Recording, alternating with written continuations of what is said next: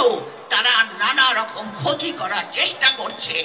আপনারা দেখুন প্রতিদিন কলেজে কলেজে মারামারি হচ্ছে, প্রতিদিন বিভিন্ন জায়গায় কোথাও অগ্নিসংযোগ হচ্ছে, কোথাও একটা না একটা ঘটনা, কোথাও খুন হচ্ছে, চাঁদাবাজি বেড়ে গেছে, ছিনতাই বেড়ে গেছে, দ্রব্যমূল্য। এগুলো কেন, কিসের আলামত? এগুলো সমস্ত সিন্ডিকেটের দোসররা এবং সেই পতিত সরকারের, ফ্যাসিস্ট সরকারের দোসররা। তারা কিন্তু এখনো সেইভাবে বিভিন্নভাবে উশৃঙ্খলতা করার চেষ্টা করছে। আর তাতে করে আজকে যে ছাত্র জনতা, যাদেরকে আমরা অভিনন্দন জানাচ্ছি, 5ই আগস্টে যারা বুকের রক্ত দিয়ে সমগ্র জনগণ সেদিন যে স্বাধীনতা এনেছে, তারাও কিন্তু আজকে এই ফাঁদের মধ্যে পড়ে গিয়েছে। তারা বুঝতে পারছে না, তারা বুঝতে পারছে না। কারণ এই হাসিনা, যে হাসিনা 17টা বছর বাংলাদেশের মানুষের সমস্ত অধিকার কেড়ে নিয়ে বাংলাদেশের মানুষকে শান্তিতে থাকতে দেয় নাই, এদেশের লুটপাট করে নিয়ে গেছে। আপনারা দেখেছেন অসম চুক্তি, ফারাক্কাবাদ, তিস্তাবাদ, একের পর এক চুক্তি, অসম চুক্তি করে বাংলাদেশের সমস্ত কোটি কোটি টাকা লুটপাট করে নিয়ে গেছে। আজকে আপনারা দেখেছেন কিভাবে আমাদের তিস্তাতে জাগো বাহে তিস্তা আন্দোলন শুরু হয়েছে। কারণ ওই এক তিস্তাতে আমাদের প্রতিবেশী রাষ্ট্র হাসিনার সঙ্গে মিশে আজকে দেশকে নানাভাবে এদেশের সার্বভৌমত্ব ধ্বংস করে তাদের অন্যরকম ভাবে একটা পরিকল্পনা চলছে। সেই পরিকল্পনাকে নস্যাৎ করতে হলে বিএনপিকে দরকার, আর দরকার এদেশের সংগ্রামী মানুষের। বারবার বলছি, আমি এই ইউনূস সাহেব, ডক্টর ইউনূসকে বলতে চাই, আপনি একটা নোবেল নন্দিত নেতা, আপনি সারা বিশ্বের নেতা, আপনি অন্তত বুঝতে চেষ্টা করুন।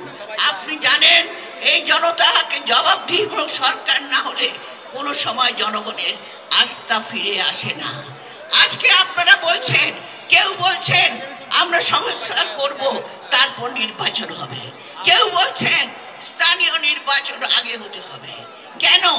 আপনাদের তো স্থানীয় নির্বাচন করার কোনো দায়িত্ব নাই এবং কোনোদিন এটা করতে পারেন না। কাজেই আপনারা এটা করতে পারেন না।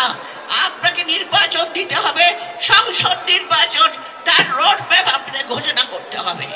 আর যে বৈষম্য ছাত্র আন্দোলনের নেতা, তাদেরকে আমরা এখনো স্যালুট জানাই, এখনো তাদেরকে স্যালুট করি। শুধু তাদেরকেও বলি, আপনারা দল করবেন, সরকার থেকে বের হয়ে দল করুন, নির্বাচনে আসুন, নিশ্চয়ই জনগণ আপনাদেরকে ভালোবাসবে। কারণ আপনারা বুকের রক্ত দিয়েছেন, আপনারা দিয়েছেন অনেক মায়ের সন্তানরা বুকের রক্ত দিয়েছে এই আন্দোলনে। কাজে এই জনগণ নিশ্চয়ই আপনারা ভালোবাসবেন এবং জনগণ আপনাদেরকে হয়তো নির্বাচিত করবেন। কোন কাকে নির্বাচিত করলো সেটা বিএনপি দেখার ব্যাপার নয়, বিএনপি দেখার ব্যাপার জনগণ তার মৌলিক অধিকার ফিরে। আমরা দেখেছি দ্রব্যমূল্য যে সিন্ডিকেট, যে মানুষ আমরা একসময় না খেয়ে দেশের মানুষ ধুকে ধুকে মরছিল, সেই অবস্থা এখনো চলছে এবং সেই একইভাবে সাধারণ মানুষ আজকে না খেয়ে ধুকে ধুকে মরছে। দ্রব্যমূল্য কমাতে পারছে না, সিন্ডিকেট ভাঙতে পারছে না। কেন পারছে না? আমরা বড় আশা করে দিয়েছি, আমরা জানি এই সরকারকে আমরা সহযোগিতা করেছি, কারণ আমরা চেয়েছি যাতে করে এই সরকার ব্যর্থ না হয়। এর ব্যর্থতা হলে আমরা ব্যর্থ। থেকে চলে গেছে, যে পালিয়ে গেছে, যাকে বিতাড়িত করা হয়েছে, যাকে ঘৃণা ভরে সকল জনগণ আজকে একভাবে যাকে ধিক্কার দিচ্ছে, তার দোসররা রয়ে গেছে এবং তারা রয়ে যাওয়ার কারণে আজকে বিভিন্ন জায়গায় বিভিন্ন পরিস্থিতি, বিভিন্ন উশৃঙ্খলতা সৃষ্টি করছে। আমরা দেখেছি সেখানে সরকার কিছু করতে পারছে না। আমরা দেখেছি বরঞ্চ আমরা তাদের ফাঁদে পা দিয়ে সেখানে আমরা দেখেছি আইন শৃঙ্খলার যারা আছেন তারা কোনো কাজ করছে না। অর্থাৎ এই সরকার তাদের দিয়েও কোনো কাজ করাতে পারছে